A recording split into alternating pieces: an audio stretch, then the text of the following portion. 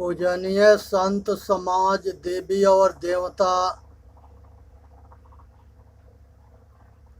सभी भक्त समाज, आप सबसे इस दास के अनुरोध है कि सुने, समझे, विचार करे और अपना कल्याण करे। कीर्तनो मनाओ पाव परी, कीर्तन मनाओ रोय, हिंदू पूजे देवता, तूरक न काहू के होय। हे भाई, संसार में बहुत महापुरुष आए, उपदेश दिए, मार्गदर्शन दिए, लेकिन ऐसे अज्ञानियां अंधकार में पड़े हैं कि वो मुर्दा के पूजने के चक्कर में अपने जो है उनका धंधा चलना चाहिए। आप किसी के न सुनते हैं न मानते हैं, आए अपना रोजगार चलाते हैं और बहुत विश्वास मार्गी उनके षड्यंत्र को नहीं जानते और वो उनके धंधा को चलाते हैं। इसलिए आज प्रकृति के विषय में कुछ विचार रख रहे हैं। सुननी है, समझनी है, विचार करनी है और अपना कल्याण करना है। मानुष तेरा गुण बड़ा, मास न आवे काज, हाल न होत है आबरा, त्वचान बाजन बाज। हे भाई, पंच महाभूत जो है ये अनादि सत्य है। पृथ्वी है जो सबको धारण करती है, अब वन है, पहाड़ है, नदी है, सागर है, महासागर है, सृष्टि और प्रलय सब पृथ्वी पर होता है। लेकिन इस पृथ्वी के ज्ञान नहीं है। ये सृष्टि प्रलय, बनना, बिगड़ना, सब कुछ, भूकंप को आना और सबको तबाह कर देना, चेतनात्मक सृष्टि को पतन हो जाना और जड़ात्मक सृष्टि के विनाश हो जाना, ये दोनों भूकंप में दोनों तबाह होते हैं, दोनों बहुत बड़ी क्षति होती है। इसी तरह से जल महाप्रलय होता है। ये भूकंप के जो है पृथ्वी महाप्रलय है। ये जलवामय होता है, सबको बहवा ले जाता है, डुबा देता है।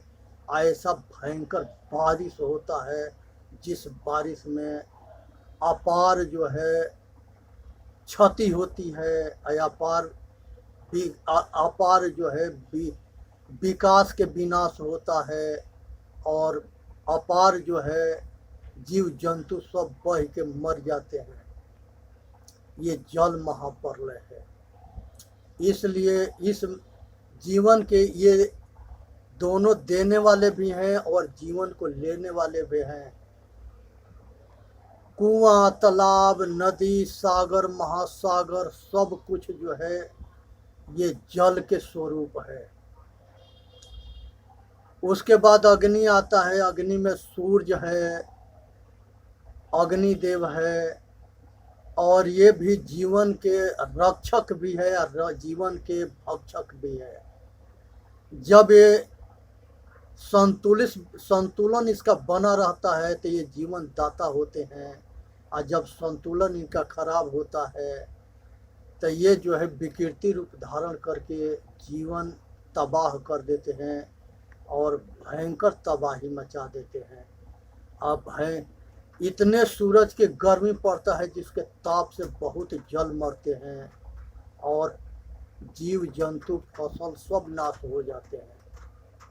आग भयंकर लगती है, उसमें सब जल मरते हैं। जीवन और मृत्यु, चेतनात्मक जड़ात्मक दोनों सृष्टि के तबाह करती है, बर्बाद करती है। तीसरा जो है वायु महाप्रलय है।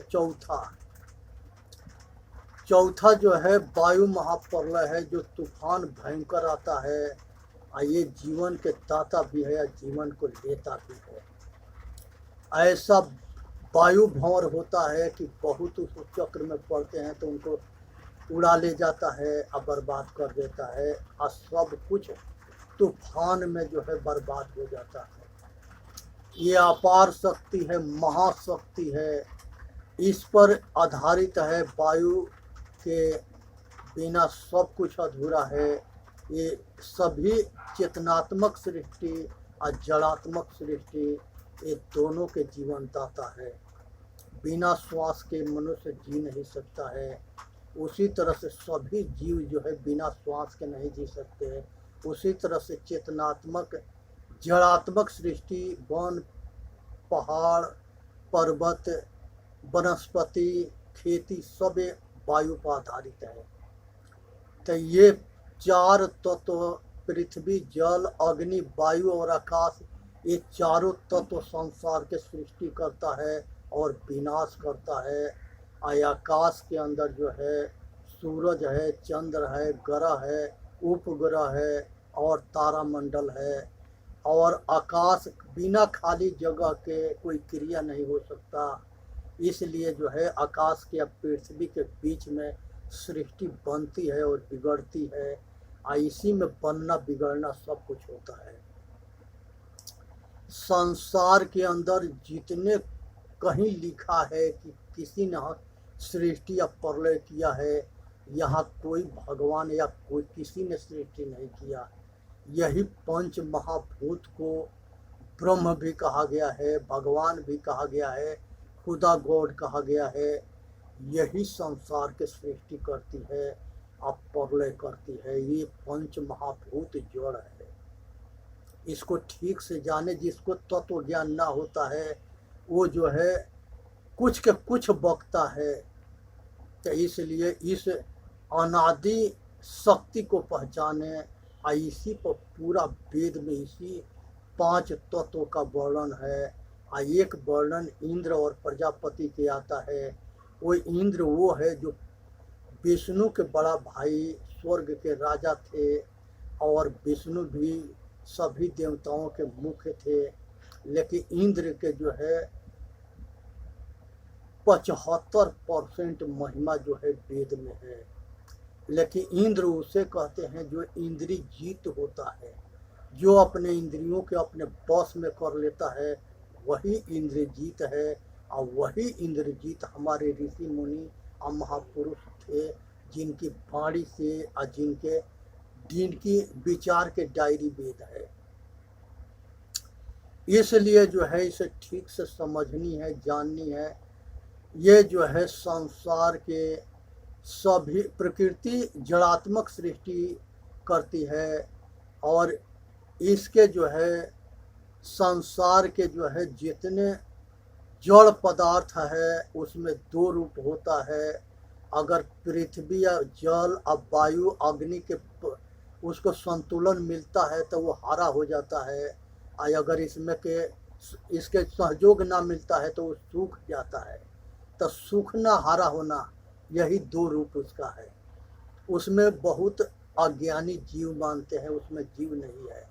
जीव जहाँ रहते, जीव के विषय में चेतनात्मक सृष्टि है जो दूसरा पाठ है। इसको ठीक से जाने। दूसरा पाठ में जो है अंडज है, पिंडज है, उखमज है और मनुष्य है। ये 4 खाने चेतनात्मक सृष्टि है और मनुष्य अपने कर्म के अनुसार ये चारों खाने में घूमता है। कभी जो है अंडा, संसार में अनेक तरह के जीव हैं जो अंडा से पैदा होते हैं और फिर मर करके उसी भोग भूमि में जन्म लेते हैं, मरते हैं, जन्मते हैं, मरते हैं। इस सिलसिला में घूम रहे हैं। ये एक नर्क है, घोर महान नर्क है। दूसरा जो है पिंडज खानी है, अनेक तरह के पशु बनना और वो पशु जन्मना मरना जन्मना मरना इसी चक्कर में अनादि काल से अनेक तरह के जीव जन्म मरण के चक्कर में घूमता है। ये दूसरा महानरक है, घोर नरक है। तीसरा जो है उखमज खानी है। उखमज खानी वो होता है जो गर्मी से पैदा हो जाता है। गटर के कीड़ा, नाली के कीड़ा, गोबर के कीड़ा, कुछ भी सड़ जाता है वो कीड़े बन जाते हैं, कीड़े पड़ जाते हैं। वो सबसे निचली खानी है। वो रो नरक है। उसमें जन्मना मरना यही सिलसिला जो है, ये जो है घोर महान नरक है। उसमें ये जीव घूमता रहता है, जन्मता मरता रहे। अंडज पिंडज उखमज और मनुष्य अंडज पिंडज और उखमज तीन खानी भोग भूमि है। इसमें कोई सुनने वाला ना है, इसमें कोई विचार नहीं है, इसमें केवल भोग है। अब भयंकर दुख है। चौथा मनुष्य खानी है। बहुत आदमी मनुष्य बन गए हैं, लेकिन कहीं खाट पर सड़ते हैं और कहीं जो है बीमारी के शिकार होते हैं। और इनके ऊपर तीन ताप है, एक दैहिक ताप, एक भौतिक ताप और एक दैविक भौतिक, तीन ताप से ये दुखी है। तो ये जो है प्रकृति के द्वारा अंग भंग होता है, क्षतिग्रस्त होता है। ये जो है दैविक ताप है, क्योंकि प्रकृति की वजह से बिजली के गिरने से, पत्थर के गिरने से, या आग में जल जाने से, या पानी में डूब जाने से अंग भंग हो जाना और दुखी होकर के अधमरु होकर जीना, ये दैहिक ताप है।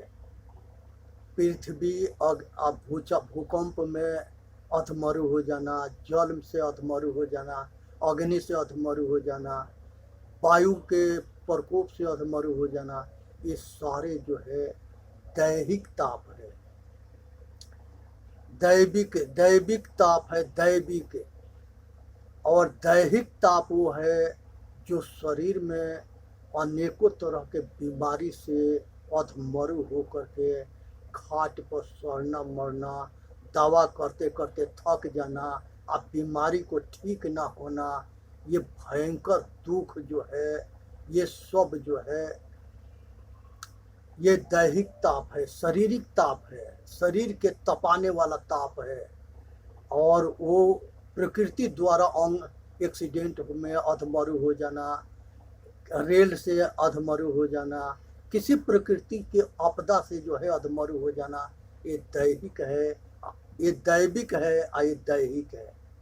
और भौतिक होता है सरफ काट देना, किसी जानवर के काट देना, जानवर के मारपीट, किसी जानवर के द्वारा अंग भंग हो करके और लाचार हो करके खाट पर पड़ जाना, या कोई आदमी किसी के बाह तोड़ दे, आँख निकाल ले और मार दे, अंग भंग कर दे, और जिसके किसी जीव के द्वारा मारे गए अंग भंग हुए, ये जो है भौतिक ताप है। तो दैहिक दैविक भौतिक ये तीन ये ताप है। और तीन खानी के ताप है। ये छौ के दुख से बचने के लिए जरूरत पड़ता है मोक्ष के, अज्ञान के, सतगुरु के और जगाने के। ये संसार में सभी जीव अनादि काल से भूले भटके आ रहे हैं और दुखी हैं। और इस दुख से छुड़ाने के लिए सभी महापुरुष बहुत प्रयत्न किए, बहुत उपदेश दिए। 100 में जो है 90 गो जो है ये दुख देने वाले जीव मिलेंगे, या 10 गो जो है दुख से छुड़ाउनहार मिलेंगे, जो मुक्ति के मार्ग बताएंगे, आवागमन से छूटने का रास्ता बनाएंगे। वो बंदी छोर होते हैं, वो साहेब होते हैं, वो सतगुरु होते हैं, वो संत होते हैं, वो महापुरुष होते हैं। वो दैवी गुण को अपने आचरण में धारण करने के नाम धर्म है। जितने हमारे यहाँ महापुरुषों के नाम पर संप्रदाय बनाए गए, ये सारे संप्रदाय जो है जीव के सुख दुख से मुक्ति करने के रास्ता बताए गए। लेकिन उसमें दो फाट बना, एक विश्वास मार्ग और एक ज्ञान मार्ग। ये दोनों आपस में लड़ना भिड़ना शुरू किए और एक दूसरे के दुश्मन बन गए। आज जितना बड़ा नरसंहार ये जो है देश सरहद के बंटवारा के या देश के बंटवारा के लेके ना हुआ, उतना धर्म के पक्षपात लेकर के आपस में लड़ मर करके नरसंहार हुआ। इसलिए विचार करनी है, समझनी है और अपना कल्याण के लिए जो है अपना जो है अपने आप को विचार करनी है। सतगुरु कबीर साहब कहते हैं, करहु विचार सब दुख जाई। हे भाई, विचार करोगे तो सब दुख चला जाएगा। इसलिए विचार करने की जरूरत है। इस संसार के अंदर जो है सभी जो है भयंकर दुख उठाते आए हैं। संसार के अंदर जो है मनुष्य के जन्म बहुत भाग्य से होता है। बहुत भाग्य मनुष्य तन पावा। बहुत भाग्य से मनुष्य के तन मिलता है। बहुत भाग सतगुरु सतसंग हो पावा। बहुत भाग्य से सत्संग मिलता है और सतगुरु मिलता है। ये मनुष्य के जो है बहुत बड़ा जो है धर्म है कि एक मनुष्य दूसरे मनुष्य को कहता है कि तू छोटा है, तू नीच है। ये बहुत बड़ा धर्म है। संसार के अंदर माटी पानी अग्नि हवा आकाश से सबके शरीर बना है। और ये पंच महाभूत में कोई छूत ना है और कोई बड़ा ना है। इसे शरीर बनता है और मरने के बाद इसमें मिल जाता है। तो इसमें छूत नाम की कोई चीज़ नहीं है। दूसरी बात की जो चेतन आत्मा है वो अनादि पुरुष है और सब घट में एक जैसा है। एक जैसा सुख दुख करता है, एक जैसा जो है कर्म करता है, एक जैसा बंधन में जाता है, एक जैसे मोक्ष होता है, एक जैसे अंडज पिंडज और उखमज खानी में घूमता है। तो इसलिए जो है ये चेतन आत्मा भी छोट ना है। ये अनादि पुरुष है और परम तत्व है। यही चेतन आत्मा संसार के सारे जो है कामना वासना राग द्वेष से जब छूटता है तो यही मोक्ष होकर के ये परमात्मा हो जाता है। जब तक जीव कर्म बस डोले, जब तक ज्ञान न पूर्ण, अज्ञान दशा में जीव कहीं कि मोक्ष दशा में शिव शंकर भगवान शिव सूत्र में कहते हैं कि हे पार्वती, यही चेतन आत्मा अखंड है और अनादि है और शाश्वत है और सर्वज्ञ है। यह सभी कोई छोटा ना है, कोई बड़ा ना है। मनुष्य अपने कर्म से नीच गति को जाता है, अपने कर्म से ऊंच गति को जाता है और अपना कर्म से मोक्ष दशा में जाता है। ये तीन दरवाजा है। जब मनुष्य जो है अपने आप को जानता है, अपने आप के जो है दुख के कारण जानता है, संसार में जो है नरक के दरवाजा काम क्रोध और लोभ है।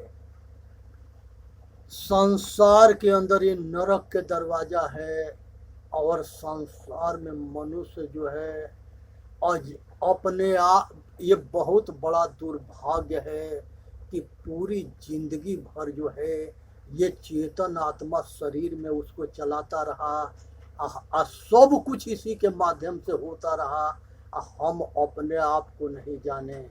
ये बहुत बड़ा दुर्भाग्य है मनुष्य के। ये संसार में आत्मज्ञान बुद्ध भगवान जो है जब उपदेश दे रहे थे तो उनको उपदेश को जो है पाखंडी चलने ना दिए और इतना विवश किए कि वास्तव में उनको जो है यहाँ से जो है विदेशी बहुत देश जब बौद्ध धर्म को मानता है और अपना जो है प्रगति किया, कल्याण किया, विकास किया, लेकिन जहाँ से बुद्ध भारत से पैदा हुए, भारत की अज्ञानता आज तक ले खत्म ना हुआ। और बहुत बड़े स्तर पर मुसलमान जो है बौद्ध धर्म के, ये हिंदू और मुसलमान दोनों जो है उनका दुश्मन बन करके और उनके बहुत बड़ा क्षति किए। बहुत बड़े बड़े बहुत जो है बुद्धिस्ट को मार दिए गए और बुद्ध के बड़े बड़े आश्रम को तबाह किया गया। अब बुद्ध इतने महान पुरुष थे कि अशोक सम्राट जो है, चक्रवर्ती सम्राट, उनके बुद्ध धर्म के प्रचार करते रहे।